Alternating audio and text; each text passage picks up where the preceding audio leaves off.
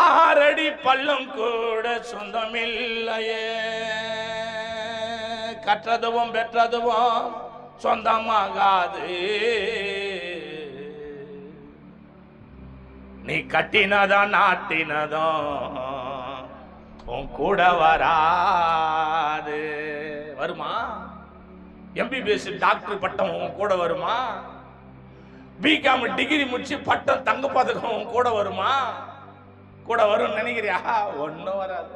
யார் தான் கூட வர்றான்? கடைசி வர கூட வருவர் இயேசு ஒருவர்.